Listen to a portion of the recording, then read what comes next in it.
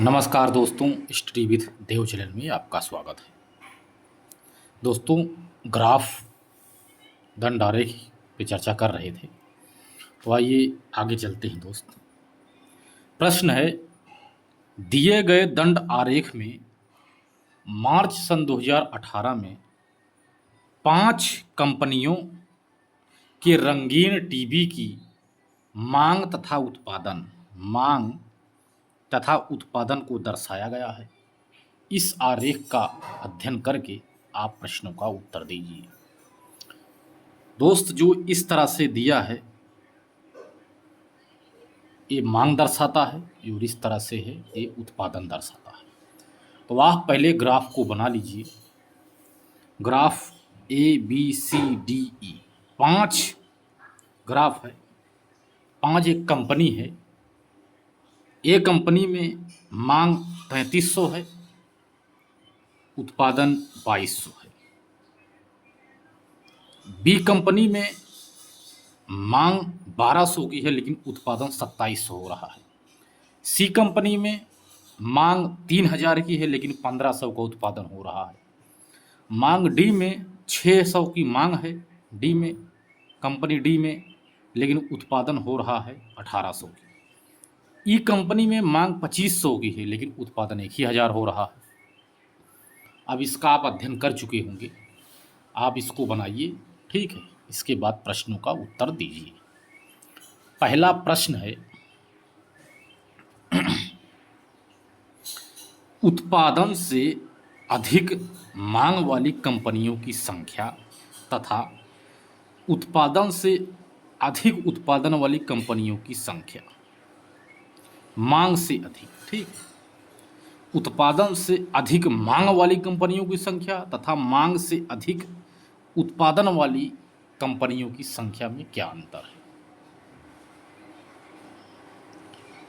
ठीक है, मांग से अधिक। उत्पादन से अधिक मांग वाली कंपनियों की संख्या कितनी है? उत्पादन है, ये उत्पादन है, ये मांग है। उत्पादन से अधिक कंपनी, जो अधिक मांग वाली कंपनी है, उत्पादन जैसे 2200 की उत्पादन हो रही, मांग है 3300, यानी मांग अधिक मांग वाली, ठीक है। अधिक मांग वाली कंपनी बराबर अधिक मांग वाली कंपनी बराबर ए में अधिक मांग हो रही है, सी में अधिक मांग हो रही है, ई में अधिक मांग हो रही है। तो संख्या इनकी हो गई है 3, ठीक है। मांग से अधिक उत्पादन वाली, मांग से अधिक उत्पादन वाली,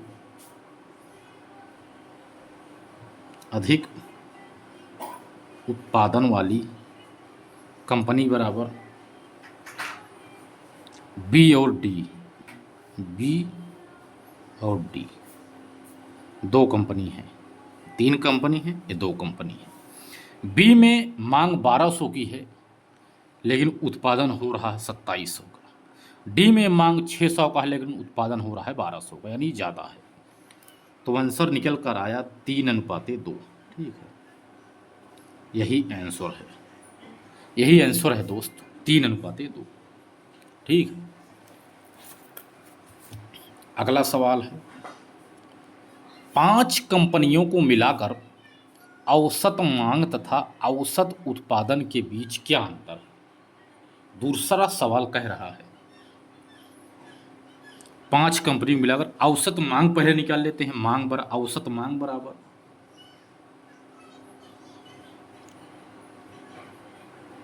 औसत मांग, सभी कंपनियों को औसत निकालिए मांग का पहले। ABCDE का मांग में 3300 प्लस 1200 प्लस 3000 प्लस 600 प्लस 2500 बटे 5 बराबर 10,600 बटे 5 बराबर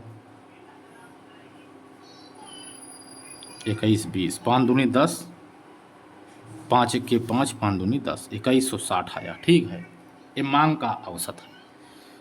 औसत मांग बराबर 2120। ठीक है, अब औसत उत्पादन बराबर औसत उत्पादन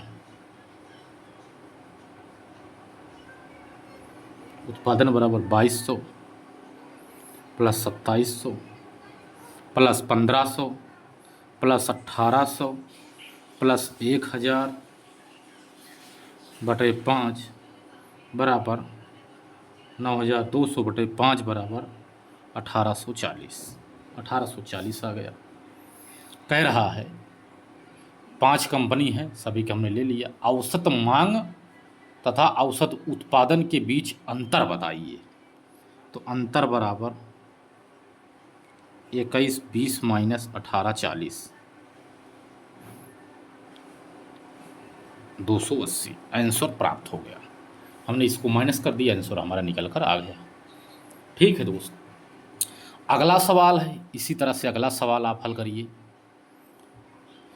कंपनी डी की मांग कंपनी ई की मांग का लगभग कितने प्रतिशत है? कंपनी डी की मांग कितनी है? डी की मांग बताइए।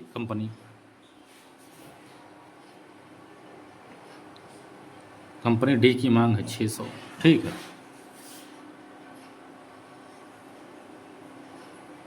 600 बटे कंपनी ई की मांग है 2500 गुणे 100। कंपनी डी की मांग, ठीक है, कंपनी डी की मांग है 600 और कंपनी ई की मांग है 2500। इसका कह रहा है आप लगभग कितने प्रतिशत है? प्रतिशत माने 100, 2 जीरो से 2 जीरो कट गया, 5 के 5, 5 दूनी 10, 50 25, 5 दूनी 10, 2 12, 5 चौक 20, यानी 25 आ गया। ठीक है दोस्त, 24 आ गया। ठीक है दोस्त, 24% आंसर निकल कर आ गया। इसी तरह से अगला सवाल आप देख सकते हैं। कंपनी बी तथा डी की औसत मांग, पहले कंपनी बी तथा डी की औसत मांग निकालते हैं। ठीक है,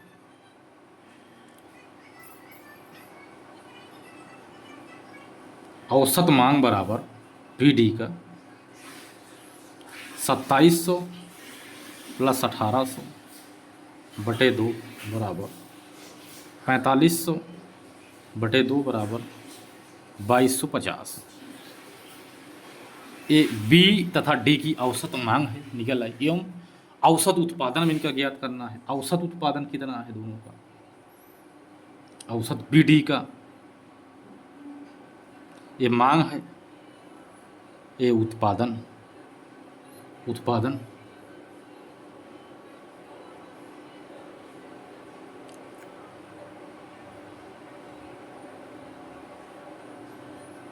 दोस्तों ये जो बी डी का ये मांग, ये उत्पादन हमने निकाल लिया, उत्पादन है ये, मांग इधर रहेगा। ठीक है दोस्त, मांग है 1200 प्लस 600 बटे 2 बराबर 12 6 1800 बटे 2 बराबर 900। ठीक है, 900 आ गया। ये उत्पादन हमने पहले निकाल लिया। ठीक है, ये उत्पादन 2250 हो गया, मांग है 900 की। ठीक है, तो बता रहा है कि अनुपात अगर देखा जाए दोनों का क्या अनुपात होगा, तो 900 अनुपाते 2250, 1 जीरो से 1 जीरो कचा, कटा 5 से भाग देंगे, 5 के 5, 4 9, 5 8 40 अनुपाते 5 चौक 20, 2 22, 50 25। इसके बाद इसको करेंगे 9 दूनी 18, 9 पचे 45, 2 अनुपाते 5। ये हमारा आंसर प्राप्त हो गया। ठीक है दोस्त, ये हमारा आंसर प्राप्त हो गया। पहले हमने औसत उत्पादन निकाल लिया, बी डी का 2200 आया। औसत मांग हमने निकाली है, बी डी का 1800 आया। ठीक है, दोनों को औसत की, ये तो 900 आया, इसका 2250 आया। अनुपात निकालने के बाद जब हमने काट दिया, इसको सब छोटा कर दिया, तो 2:5 आ गया। ठीक है, आंसर प्राप्त हो गया। अगला सवाल है, कंपनी सी की मांग कंपनी बी की मांग से कितना अधिक है? कंपनी सी की मांग, कंपनी सी मांग बराबर और कंपनी बी की मांग से, कंपनी बी मांग से प्रतिशत बराबर 3000 माइनस 1200 बटे 1200। बी की मांग से, कंपनी सी की मांग 3000 तो बी की मांग है 1200, इससे प्रतिशत भी निकालना है, प्रतिशत 100 बराबर 3000 है ना, 12 और 18 30, 1800 बटे 1200 गुणे 100, 2 जीरो कट गया। ठीक है, 6 तिरिक 18 300, 6 दूनी 12 200, 2 एक के 2, 2 पंचे 10, 150। ठीक है, 150 आ गया, 150%, यही हमारा आंसर है। ठीक है दोस्त, 150% निकल कर आ गया। अब अगले सवाल पे चर्चा करते हैं दोस्त। अगले सवाल पे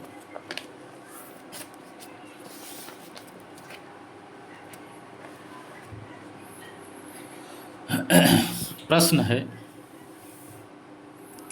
दिए गए एक चार्ट में एक पुस्तक के प्रकाशन में किए गए खर्च का प्रतिशत विवरण दर्शाता है। एक चार्ट में एक पुस्तक के प्रकाशन में दिए गए खर्च का दिए गए खर्च का प्रतिशत विवरण दर्शाता है। पाई चार्ट का आप अध्ययन कीजिए, उस पर आधारित प्रश्नों के आप उत्तर दीजिए। एक चार्ट बना लीजिए आप, इसमें एक पुस्तक के प्रकाशन में दिए गए खर्च का विवरण, प्रतिशत विवरण दर्शा रहा है। ये खर्च का है दोस्त। ठीक है, जैसे कागज का 30%, संवर्धन लागत का 5%, परिवहन लागत का 5%, रॉयल्टी का 20%, जिल्दसाजी लागत 15%, मुद्रण लागत 25% को दर्शाता है। अब आपने इसको बना लिया होगा वीडियो को रोक करके। अब पहले प्रश्न का उत्तर देना है। संवर्धन लागत पर किए गए खर्च के अनुरूप खंड को केंद्रीय कोण क्या होगा? खंड का केंद्रीय कोण क्या होगा? संवर्धन लागत पर किए गए खर्च के अनुरूप खंड का केंद्रीय कोण क्या होगा? खंड का केंद्रीय कोण पूछ रहा है दोस्त। तो वृत्त के केंद्र पर बना कुल कोण 360 डिग्री है, पता है। वृत्त के केंद्र पर बना कुल कोण बराबर 360 है डिग्री, पता है। टोटल पूरा 360 डिग्री है। अगर आधा कर देंगे 180 180, 4 गुना कर देंगे 90 90। ठीक है, ऐसे 90 का आधा करेंगे 45। इसी तरह से टोटल देखा जाए तो वृत्त के केंद्र पर बना संपूर्ण कोण जो है 360 है, 360 है। अब संवर्धन लागत की कीमत कितनी है? संवर्धन लागत है 5%। संवर्धन लागत देखो इसमें 5% दिया गया है, 5%। अब देखिए, खंड का कोण बराबर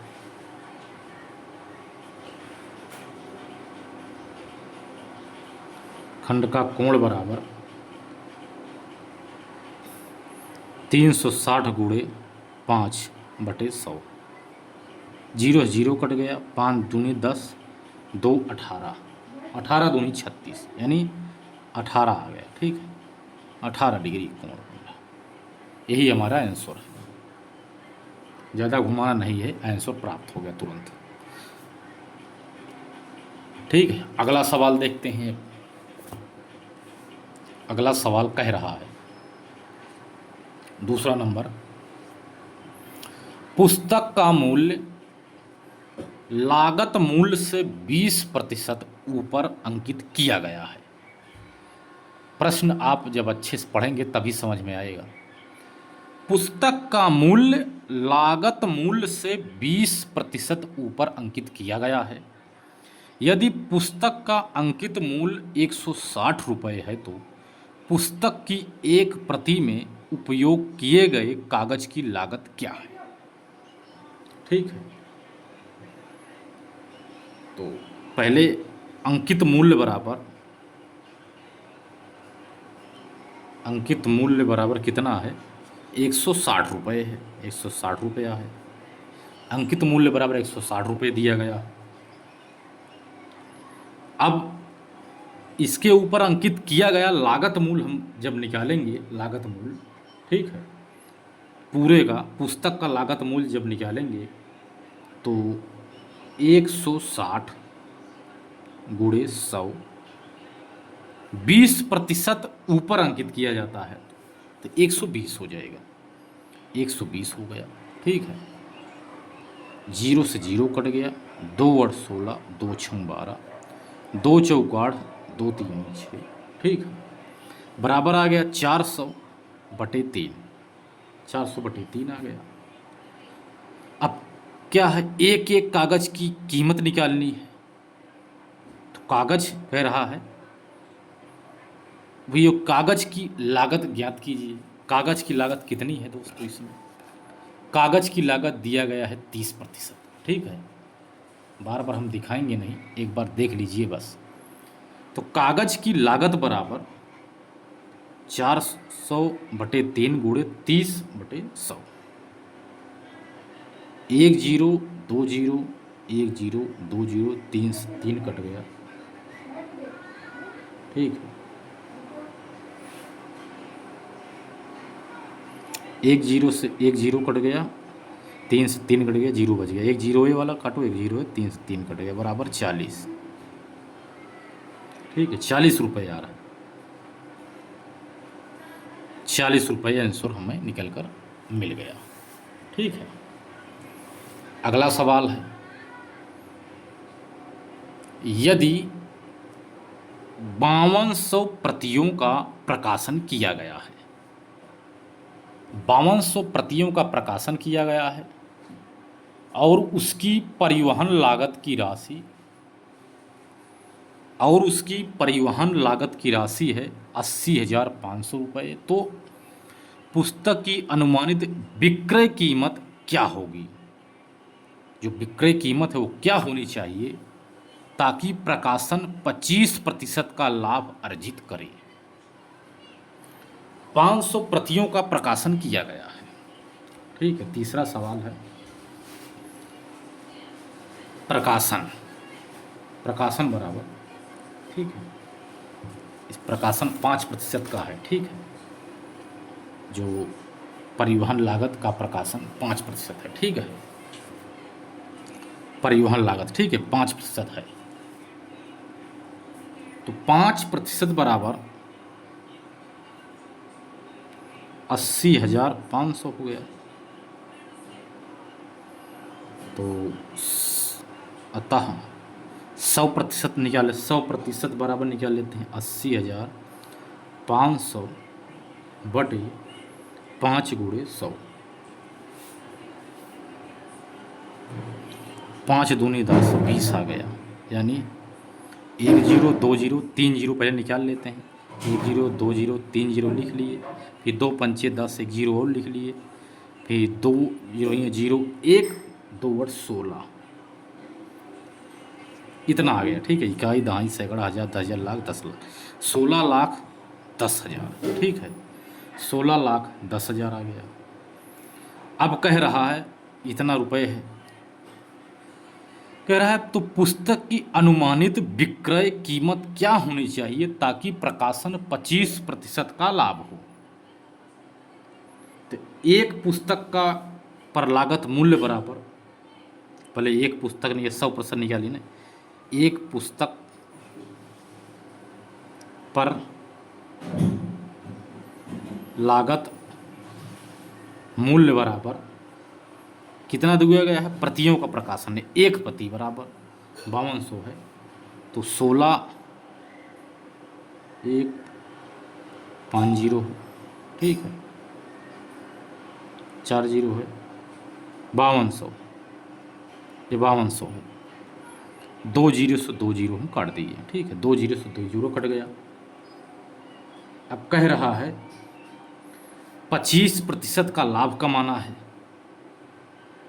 तो 16 100 बटे 52 गुणे 25%, 125 बटे 100, फिर आगे 125 बटे 100 आ गया, 2 जीरो से फिर दोनों जीरो कट गया, ठीक है। अब देखा जाए तो कैलकुलेशन लंबा हो रहा है, तो इसमें यदि देखा जाए तो कैलकुलेशन लंबा होगा, तो पहले 125 और 161 का आप गुणा करेंगे, 161 गुणे 125 बटे 52, ठीक है, तो बराबर उत्तर हमको मिल जाएगा, क्योंकि सवाल तो पता नहीं ये आता कि नहीं आता, कैलकुलेशन लंबा हो रहा है, तो पहले इसको हम गुणा करेंगे, स्पेस नहीं है, गुणा करने के बाद 52 से हम भाग देंगे, तो दोस्त आंसर आएगा 387.02 रुपये, ठीक है, यही आंसर है, ये 25% लाभ के लिए इतना बिक्री है, ठीक है, यही उत्तर है। अब अगला सवाल देखते हैं, अगला क्या कह रहा है। यदि स्पेस होता दोस्त तो मैं अभी कैलकुलेशन कर देता, 161 गुणे 125 बटे 52, ठीक है। तो अगला सवाल है कि पुस्तक की रॉयल्टी मुद्रण लागत से कितने प्रतिशत कम है। रॉयल्टी, पुस्तक की रॉयल्टी मुद्रण, आपको पता होगा पुस्तक की रॉयल्टी मुद्रण लागत से। अब आपको दिखाते हैं रॉयल्टी और मुद्रण। रॉयल्टी 20% है, मुद्रण 25% है, ठीक है। तो निकालना किससे है, मुद्रण लागत से कितने प्रतिशत कम है, तो 20 माइनस 25 बटे 25 पूरे 100, ठीक है, 5 बटे 25 पूरे 100, 5 पचे 25, 5 दूनी 10 बराबर 20% आ रहा है, ठीक है दोस्त, 20% कम है, ठीक है, आंसर यही है। अगला सवाल है,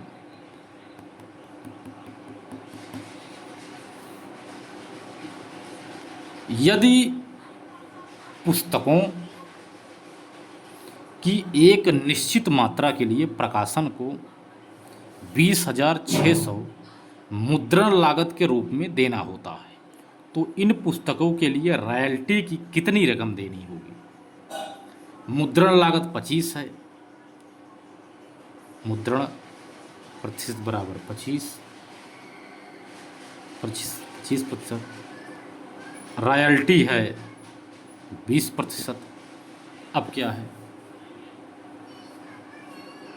इसकी रकम पूछ रहा है, तो अभीष्ट जो प्रतिशत हमें ज्ञात करना है, ठीक है, मूल्य जो ज्ञात करना है, तो कह रहा है कि पहले लिखेंगे कितना है 20,000, 20,600 बटे पुस्तकों की निश्चित मात्रा के लिए प्रकाशन 2000 इतना किया जाता तो देना होता, तो उसके लिए रॉयल्टी की कितनी रकम देनी होगी। रॉयल्टी की 20 है, तो गुणे 20 बटे मुद्रण का 25%, ठीक है, 25% हमें निकालना है, ठीक है। अब आ गया तो कितना है देनी होगी, तो 5 चौक 20, 5 पचे 25, 4 आ गया। अब देखते हैं 5 चौक 20, 5 के 5, 5 दूनी 10, इतना आ गया। 5 से कट गया, 0 है 0 उतार लेंगे, 4 दूनी 8, 4 इक्के 4, 4 चौक 16, आ गया आंसर बराबर 16,480 रुपये। ठीक है, यही आंसर है, 16,480 रुपये उत्तर प्राप्त हो गया। ठीक है, अब आगे चलते हैं, अगला सवाल है। अगला सवाल है,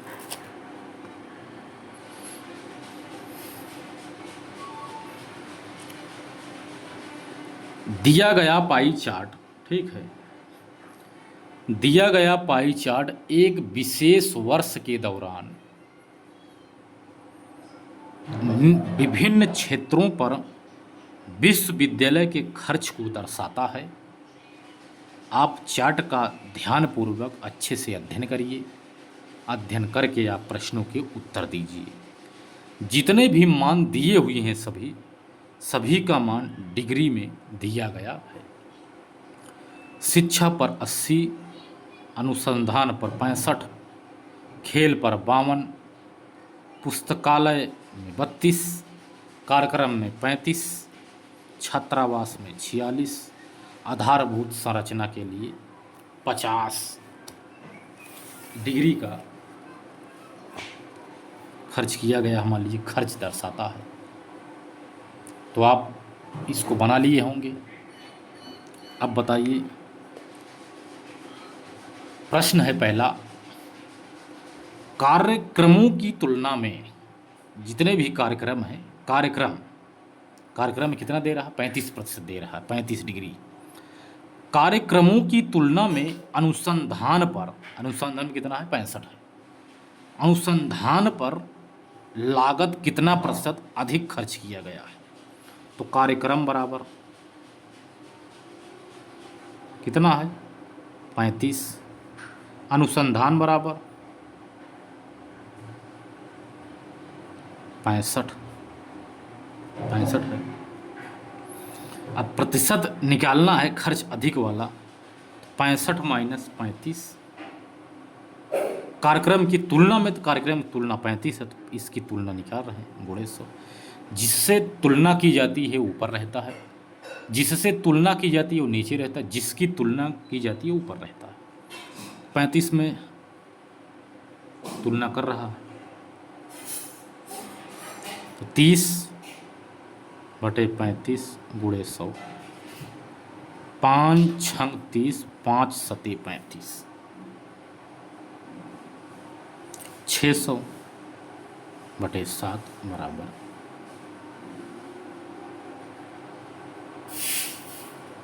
7 9 63 होगा, 7 8 56, 57 58 59 60, 4 होगा, 7 5 35, 7 छंग 42 हो जाएगा ना, 7 5 35, 5 40, दशमलव बढ़ाएंगे 0 होगा, 50 आ गया, 7 सते 49, 1 50, 7 21 7, 3 10, ऐसे आएगा, इतना आ गया। ठीक है,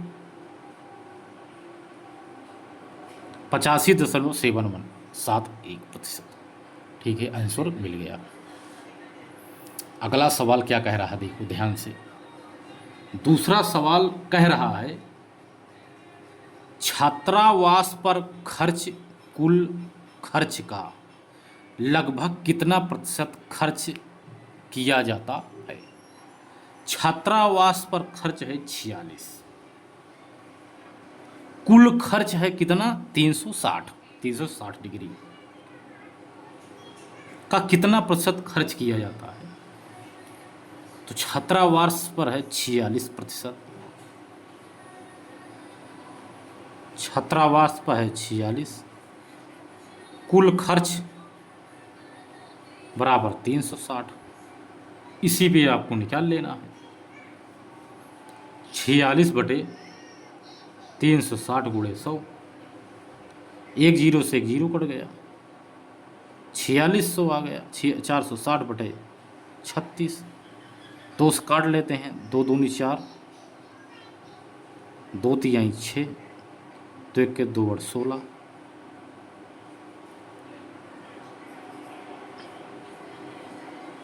दो एक के दो, दो एक के दो, दो पंचे 10, दो नौ 18, 115/9 बराबर 9 एक के 9। ठीक है, 2 11, 9 दूनी 18, 2 20, 5 बजे 7 आ गया, फिर जीरो दशमलव बढ़ेंगे जीरो आएगा 7 का। ठीक है, तो 9 7 63, 70 है ना, तो 63 बार 7 बार जाएगा, अब 8 7 8%, 12.78% आंसर प्राप्त हो गया। ठीक है, इसकी तुलना में हो गया। अब देखते हैं तीसरा सवाल।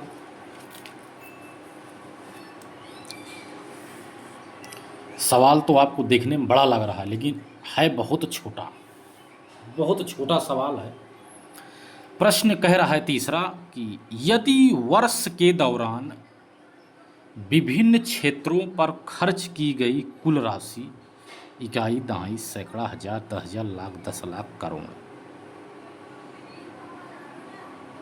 इकाई, दहाई, सैकड़ा, हजार, 10,000, लाख, 10 लाख, करोड़, 1,80,00,000 रुपए हो तो कुल खर्च है सभी क्षेत्रों, विभिन्न क्षेत्रों पर खर्च की गई कुल राशि है 1,80,00,000 रुपए हो तो आधारभूत संरचना पर खर्च की गई राशि छात्रावास पर खर्च की गई राशि से कितनी अधिक है। छात्रावास पर खर्च की गई राशि से तुलना कर रहा है, किससे? आधारभूत संरचना।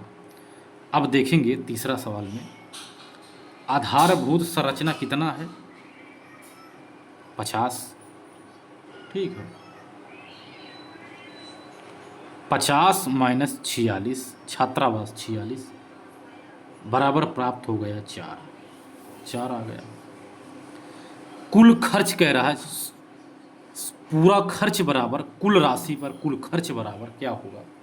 1,80,00,000 है, 80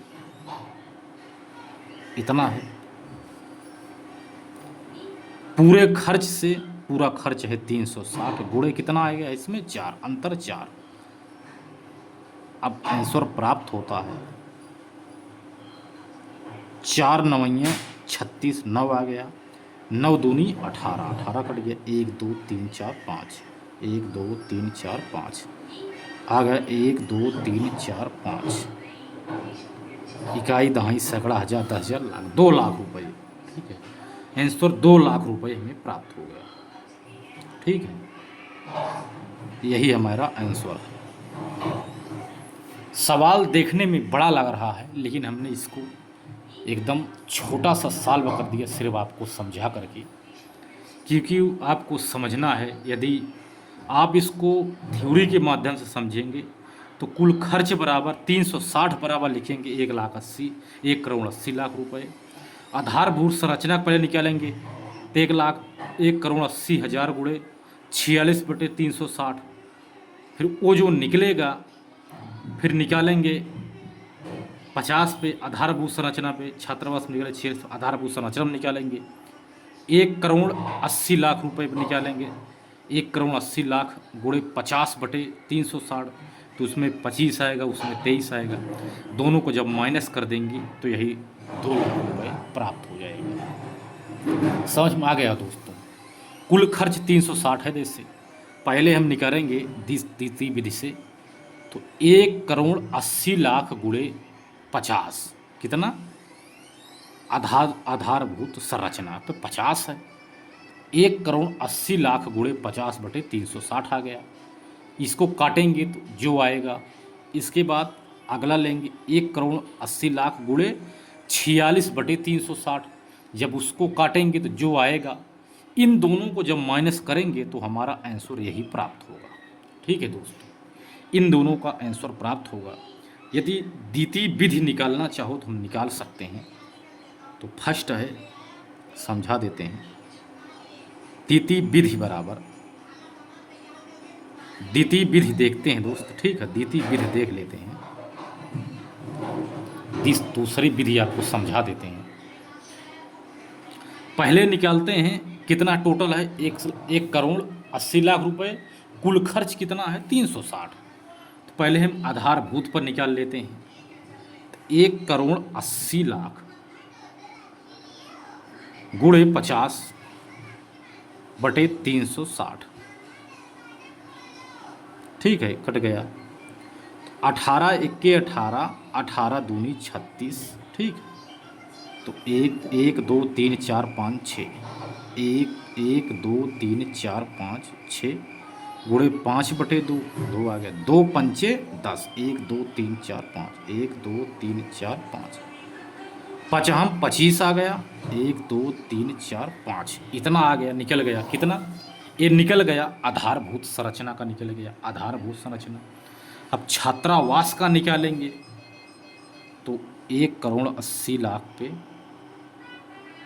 गुणे 46/360, 4 9 36, 9 दूनी 18, 2 आ गया। 1 2 3 4 5 6 ये आ गया। ठीक है, ये आ गया। 4 9 9 दूनी 18। ठीक है, 40 नहीं तो 46 है, तभी तो गड़बड़ हो रहा है। 46 है ये, 2000 ये नहीं है, 46 है इसमें 40। तो कितना है छात्रावास पे? 46 है। तो एक जीरो से एक जीरो हमने काट दिया, तो 18 इक्के 18, 18 दूना 36, 2 आ गया। तो 2 दूनी 4, 2 तीन 6, 23 आ गया। ठीक है, ये भी कट गया। 23 इक्के 23, 1 2 3 4 5, 1 2 3 4 5। अब 25 और 23 का जब माइनस करेंगे दोस्तों, ठीक है, -23, 1 2 3 4 5, तो बराबर 2 आ गया। 1 2 3 4 5, यही आंसर देखो प्राप्त हो गया। दूसरी विधि से भी हमने समझा दिया। ठीक है, आपको समझ में आ गया होगा। अगला सवाल है, खेलों पर शिक्षा की तुलना में कितने प्रतिशत कम खर्च किया जाता है? खेलों पर शिक्षा पे 80% हमने बताया। शिक्षा पे 80%, खेल में 52। तो शिक्षा की तुलना में ज्ञात करना है, तो 80 - 52/80 गुणे 100। तो जब घटाएंगे सवाल इसको, 10 10 में से 2 गए 8, यहाँ बचा 7 7 2 28, 28/80 गुणे 100। 2 पंचे 10, 2 चौका 4 सते 28, 7 पछे 35 बराबर आ गया 35%। ठीक है, आंसर प्राप्त हो 35% आंसर प्राप्त हो गया।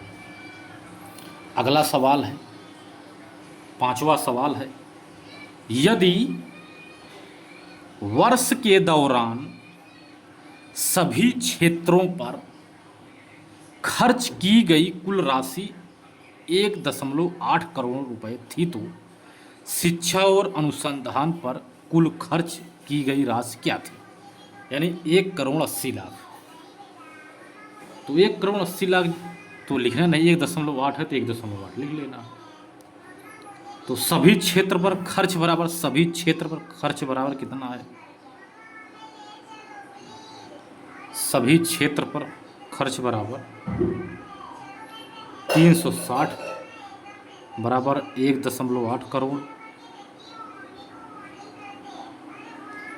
शिक्षा और अनुसंधान पर, शिक्षा और अनुसंधान कह रहा है, शिक्षा और अनुसंधान, शिक्षा पे 80, अनुसंधान पर जो है उसको देख लेते हैं।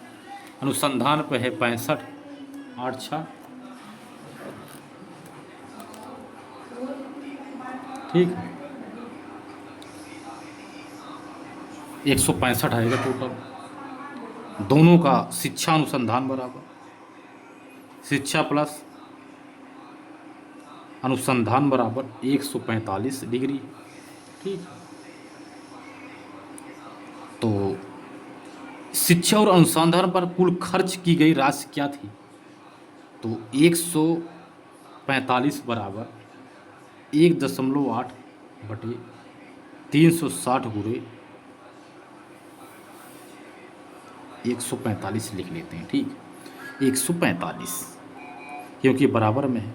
अब इसको हमें हल करना है, कैसे हल करना है इसकी तुलना में। तो 5 से हम इसको पहले भाग देते हैं, 5 से। 5 दूनी 10, 5 नवा 45, 5 छंग 30, 5 सत 35, 1 36, 5 दूनी 10,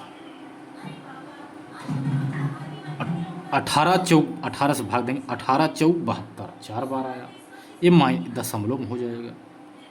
तो इसको गुणा कर, इसको काटेंगे, फिर इसको काटते हैं। 4 सते 28, क्योंकि यहाँ जब जीरो पहले उतारेंगे तो यहाँ 0 करेंगे दोस्त ना, 0, तो यहाँ 2 जीरो बढ़ जाएगा, ठीक है।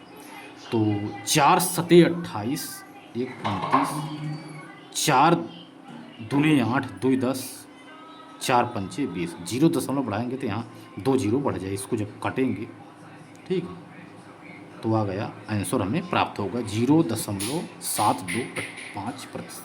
करोड़, ये करोड़ में है, इसका मतलब है 725, 2 3 4 5, इतना आ गया उत्तर, ठीक है। 725 इकाई, दहाई, सैकड़ा, हजार, 10,000, लाख, 10, ठीक है, 72,50,000, ठीक है। आंसर यही हमारा निकल कर आ गया। इसके बाद दोस्त अगली सवाल पर चर्चा करते हैं। बहुत बेहतरीन सवाल है, आपको लगेगा कि बहुत बड़ा सवाल है, बहुत कठिनाई में सामना करना पड़ेगा आपको, लेकिन इसमें 2 ग्राफ दिए गए हैं, 2 पाई चार्ट हैं। तो इसमें आपको यदि प्रश्न आप समझ लेंगे, उत्तर में किसी प्रकार की दिक्कत नहीं होगी। ध्यान से समझना है आपको। चार्ट आप पहले बनाएंगे, मैं बार बार चार्ट नहीं देखूंगा इसमें, ठीक है। इसमें कंफ्यूज हो जाते हो आप लोग अपना चार्ट देखिए, हमारा नहीं, ठीक है। एक टैंक से 5 इनलेट पाइप हैं, A B C D E, A B C D ये इनलेट पाइप हैं, और 5 आउटलेट पाइप हैं, P Q R S T, P Q R S T ये आउटलेट पाइप हैं जो पानी को बाहर निकालते हैं। ये 5 पाइप जुड़े हुए हैं। पहला पाई चार्ट प्रत्येक इनलेट पाइप द्वारा भरे गए टैंक के प्रतिशत को दर्शाता है। जो पहला वाला है बोला ABCD वाला दर्शाता है जब सभी इनलेट पाइप एक साथ खोले जाते हैं। और दूसरा पाई चार्ट प्रत्येक आउटलेट पाइप को द्वारा खाली किए गए टैंक के प्रतिशत के रूप में दर्शाता है। दूसरा खाली वाला जब सभी आउटलेट पाइप एक साथ खोले जाते हैं तो क्या होता है, यदि टैंक की कुल क्षमता है 1000 लीटर, तो इन दोनों को आप पढ़िए, ठीक है। कह रहा है सभी इनलेट पाइप एक साथ खोलने पर टैंक भरने में लगा समय 2 मिनट, 2 मिनट में भर जाता है जब सभी एक साथ खोल दिए जाते हैं। कह रहा जब सभी आउटलेट पाइप एक साथ खोल दिए जाते हैं उसे खाली करने में 1.6 मिनट समय लगता है। 1 मिनट 2 मिनट से कम लगता है, ठीक है। अब यही है, पाइप ए 20% निकालता है, पाइप बी 15%, पाइप सी 25% भरता है, पाइप ई 30% भरता है, पाइप डी 10% भरता है पानी। और आउटलेट वाला जो है pipe T 10%, S 4%, P 48%, R 8%, Q 30% पानी निकालता है। इसको आप देख लिए। कह रहा है अगर दोनों के एक साथ खोल देते हैं भरने के लिए तो 2 मिनट में भरता है। पांचों को एक साथ खोल देते हैं तो पांचों को जब एक साथ खोल देते हैं भरने के लिए तो 2 मिनट भर देता है पूरा टैंक 1000 लीटर। अगर सारे PQRST इन आउटलेट पाइप को एक साथ सभी को खोल दिया जाता है तो 1.6 मिनट में ही खाली कर देते हैं। आप इसको अच्छे से पढ़ लिए, आप इसका अध्ययन करते हैं। पहला सवाल है, पहला सवाल क्या कह रहा है देखो ध्यान से। पहला सवाल कह रहा है कि पहला सवाल बराबर यदि पाइप ABDRS को एक साथ खोल दिया जाए तो टैंक को भरने में लगने वाला अनुमानित समय ज्ञात कीजिए। तो भरने वाला ए बी डी है, निकालने वाला आर एस है, क्योंकि ए बी सी डी ई भरने वाले हैं, P Q R S T ये निकालने वाले हैं। तो दो निकालने वाला खोल देते हैं आर एस। आर है आर 8% और यस है 4%, यानी 12% तो निकल रहा है। ए बी डी, ए है 20%, बी है 15% और डी है 10%। 15 10 25 और 20 यानी 45% भरता है, 12% निकल रहा है। मोटी मोटा हिसाब से मैं बता दिया, ठीक है। तो इसमें हम गुणे 10 का हम सहारा लेंगे, क्योंकि यदि हल करना है तो गुणे 10 करो चाहे 100 करो। तो अनुमानित समय हमें ज्ञात करना है। समय निकालने के लिए हम 10 का प्रयोग करते हैं। ए बी डी पहले निकालेंगे, ए प्लस बी प्लस डी।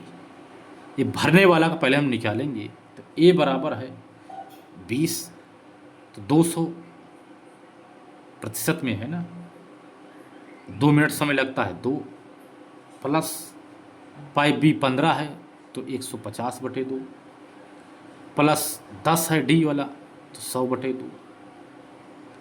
अब काटेंगे 100, 75, 50 बराबर आ गया 225 आ गया। अब आर एस खाली कर रहा है, आर प्लस एस बराबर खाली करने वाला बराबर आर 18 है तो 80/1.6 खाली करने वाला है ना, 1.6 आएगा, उसमें 2 है 1.6 प्लस 4 है तो 40/1.6। अब 16 पंचे 80, ठीक है, 16 पंचे 80, ठीक है, भाग देंगे 50 आ गया, ठीक है, प्लस जैसे 4 धामा 40, 4 चौक 16 तो 4 दूनी 8 यानी 25 आ गया। 50 25 जब जोड़ेंगे 50 प्लस 25 बराबर 75 आ गया, 75 आया, इसमें 225 आया। अब कहता है भरा गया समय बराबर पानी की मात्रा हमें ज्ञात करना है। तो 225 माइनस 75 बराबर 150, ठीक है, आंसर हमारा निकल कर आ गया 150, ठीक है। सवाल बड़ा है लेकिन हमने इसको अच्छे से तराश करके छोटा करके अच्छा कर दिया, ठीक है, आपको समझ में आ गया होगा। पहला सवाल था। अब दूसरा सवाल देखिए। दूसरा सवाल कह रहा है यदि सभी इनलेट पाइप और आउटलेट पाइप एक साथ खोल दिया जाए तो पूरा टैंक खाली होने में समय कितना लगेगा। A B D, A B C D E सभी को एक साथ खोलते हैं तो 2 मिनट लगता है भरने में। Outlet P Q R S T एक साथ जब खोल देते हैं तो खाली करने में 1.6 लगता है।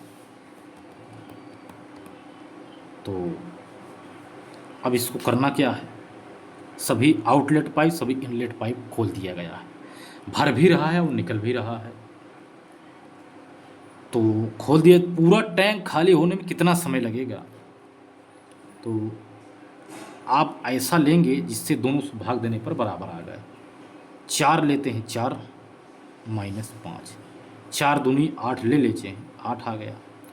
जैसे अब माइनस में है, जब 16 पंचे 80 होता है, पूरे माइनस बराबर 16 पंचे इतना आ गया 800, वो 8 आ गया। तो माइनस 1 अंक पे देख लगा देंगे, 1 अंक पे देख अंक पे दशमलव लग जाएगा, आ जाएगा 8, ठीक है, माइनस यहाँ 5 आ गया।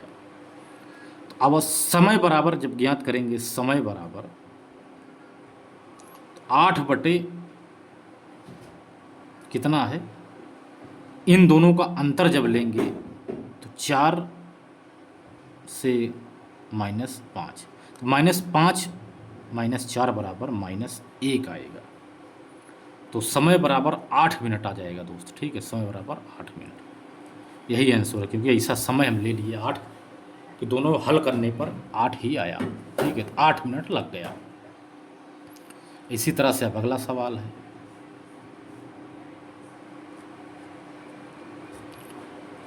टैंक को भरने में अकेले पाइप सी द्वारा लिए गए समय और अकेले पाइप डी द्वारा लिए गए समय के योग का टैंक को खाली करने में अकेले पाइप आर द्वारा लिए गए समय और अकेले पाइप टी द्वारा लिए गए समय के योग से अनुपात ज्ञात कीजिए।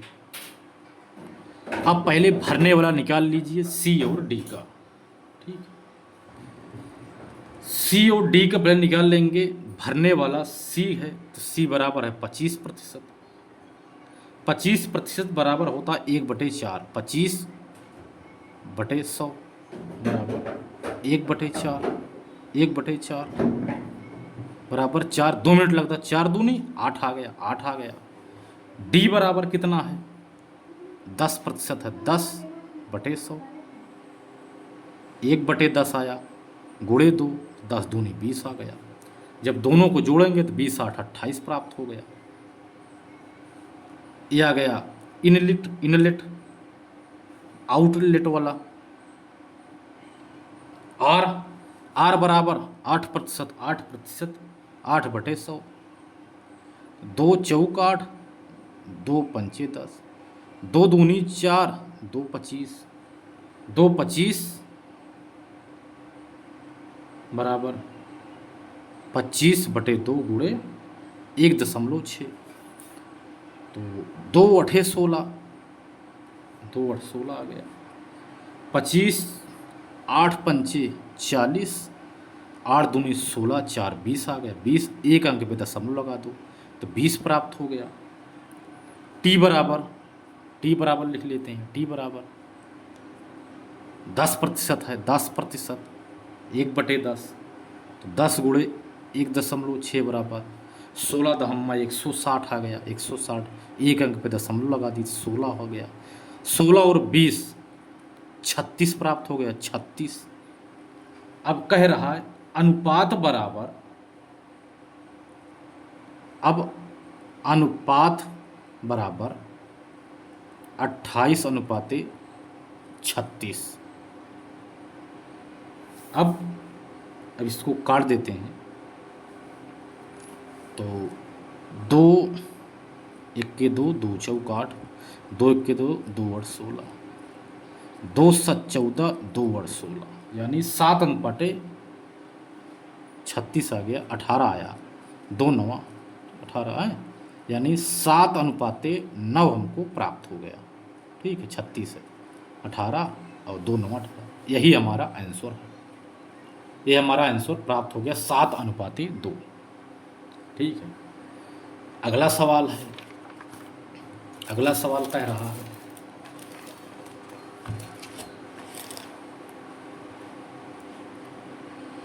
पाइप पी और क्यू द्वारा, पाइप पी और क्यू द्वारा एक साथ टैंक खाली करने में लिए गए समय का पाइप क्यू और एस टी द्वारा एक साथ टैंक खाली करने में लिए गए समय से अनुपात ज्ञात कीजिए। एक खाली करने वाले की ही बात कर रहा है। ठीक है, तो अनुपात बराबर, पहले पी क्यू लिख लिए, खाली करता, पी प्लस आर बराबर कितना खाली कर रहा है? 56% खाली कर रहा है। क्यू एस टी बराबर 44% खर्च कर रहा है। तो अनुपात बराबर 56:44, 2 दूनी 4, 1 5, 2 8 16 अनुपाते 2 दूनी 4, 2 1 के 2, 2 चौक 8, 2 1 के 2, 14:11। ठीक है, आंसर प्राप्त हो गया। ठीक है दोस्त, अब अगला सवाल है। अगला सवाल मज़ेदार है। आप अगला सवाल देखिए।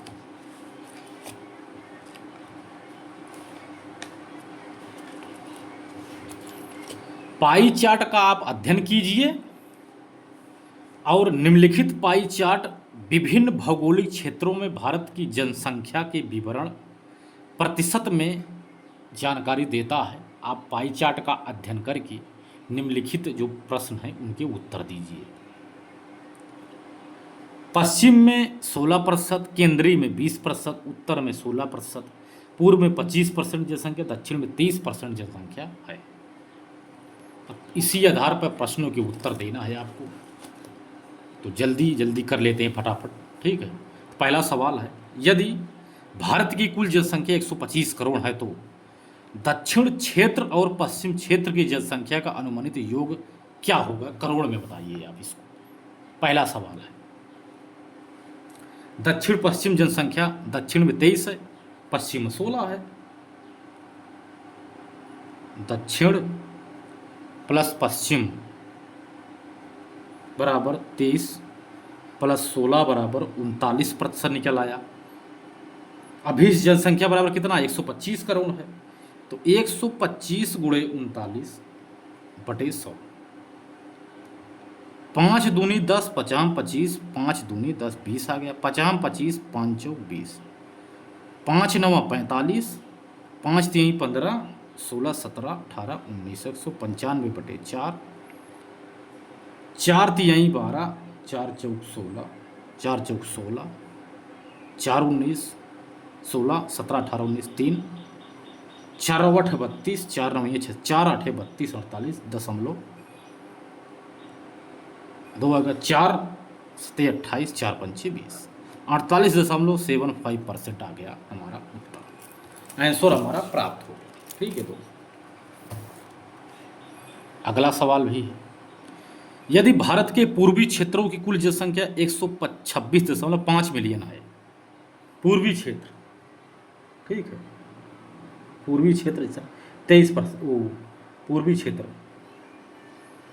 भारत, तो भारत के उत्तरी क्षेत्र की कुल जनसंख्या लगभग कितनी है, ये भी मिलियन में ज्ञात करना है, मिलियन में। तो उत्तरी क्षेत्र की कुल संख्या बराबर कितनी है, 25 है। उत्तरी क्षेत्र बराबर 126.5 बटे 25, ठीक है। भारत के उत्तरी क्षेत्र, पूर्वी क्षेत्रों की कुल जनसंख्या इतना है, तो बटे 16 बटे 25 गुणे 16, ठीक है। तो 16% और 25% निकाल रहे हैं, ठीक है। पश्चिमी है 16%, ठीक है, उत्तर में 16% और पूर्वी है 25%। तो 25% वाला हम देख रहे हैं, पूर्वी क्षेत्र में 25%, ठीक है, गुणे 16, ठीक है, 126। अब इसको काट देंगे, हमारा आंसर प्राप्त हो जाएगा। 55 25, 5 गया, 5 दूनी 10, 2 12, 55 25, 1 26, 5 3 15, 25.3 आ गया। अब इसको अगर करेंगे गुणा, तो 25.3 गुणे 16 आ गया बटे 5। इसको गुणा करना है, गुणा करके कर देना, आंसर प्राप्त हो जाएगा। तो चलिए गुणा करते हैं। 16 3 48 की 8 हासिल 4, 16 पंचे 80, 4 84 की 4 हासिल 8, 16 दूनी 32, 33 34 35 36 37 38 39 40 आ गया। एक अंक में दशमलव लगा तो 5 आ गया।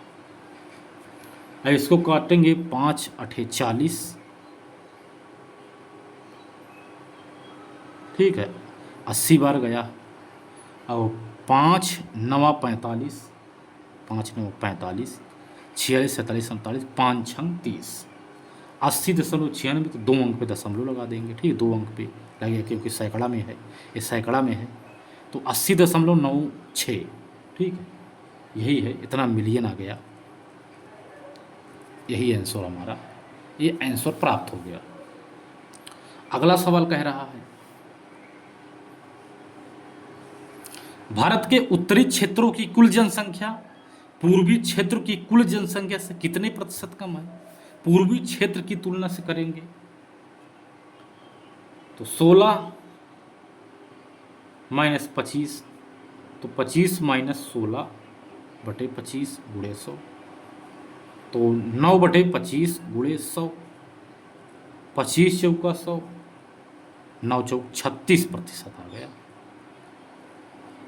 36% हमें उत्तर प्राप्त हो गया। एकदम सरल सवाल था। चौथा सवाल है, लेंदी लग रहा है चौथा, बड़ा है नहीं, देखने में लग रहा होगा। भारत में पुरुषों का महिलाओं से अनुपात 13:12 है और केंद्रीय क्षेत्र में पुरुषों का महिलाओं से अनुपात 9:7 है। केंद्रीय क्षेत्र में महिलाओं की संख्या भारत की महिलाओं की कुल संख्या का कितना है? केंद्रीय क्षेत्र में कितना है? केंद्रीय क्षेत्र में दोस्त है 20 है, ध्यान देना 20 है, केंद्रीय क्षेत्र में 20 है। केंद्रीय क्षेत्र की तुलना में निकालना है। कुल जनसंख्या मान लीजिए, कुल जनसंख्या मानव संख्या मानव संख्या बराबर 400 है, 400 है, 400 निकाल लेते हैं आप। 13 भारत में पुरुष महिला 13:12 है, तो 400 गुणे 12 बटे 12 24 है 25 बराबर 5, 50 25 5 8 40, 5 आ गया। 12 पंचे 12 अट्ठे 96 बटे 5, 5 के 5 4 9, 5 9 45, 5 2 195, 192 आ गया। ठीक है, 192 प्राप्त हुआ। अब केंद्रीय कुल में क्षेत्र केंद्रीय कुल में निकालना है, तो 400 कितना केंद्रीय में है? 20 है, 20 बटे 100, 2 जीरो 40, 4 दूनी 8, 80 आ गया। अब इनका प्रतिशत ज्ञात करना है। 80 7% निकालना, महिलाओं की कुल संख्या निकालना, महिलाओं की 7 है, इसमें 7 है, तो 80 कुल से 7 बटे 9 7 16, 16 पंचे 80, 7 पचे 35 आ गया। अब 35 निकल गया। अब अभीष्ट प्रतिशत बराबर निकालना है। अभीष्ट प्रतिशत बराबर 35 बटे 192 गुणे 100। अब दोस्त इसको आप हल कर लेंगे तो 18 दशमलव आएगा। ठीक है, जो भी आता है लगभग 18 लगभग, ठीक है, लगभग 18, ठीक है, आ गया, हमें आंसर हमारा प्राप्त हो गया। ठीक है, अगला सवाल है। अगला सवाल दोस्तों आपको कमेंट बॉक्स में बताना है। कमेंट में आप इसका जवाब दीजिए। कमेंट में इसका उत्तर क्या है, कमेंट में इसका आप आंसर हमें बताना है। इस सवाल का आंसर क्या है दोस्तों? यदि आप सीरियस पढ़ाई कर रहे हो तो इसका जवाब आप कमेंट बॉक्स में ज़रूर देना है आपको। अगर नहीं देते समझ लो आप सीरियस पढ़ाई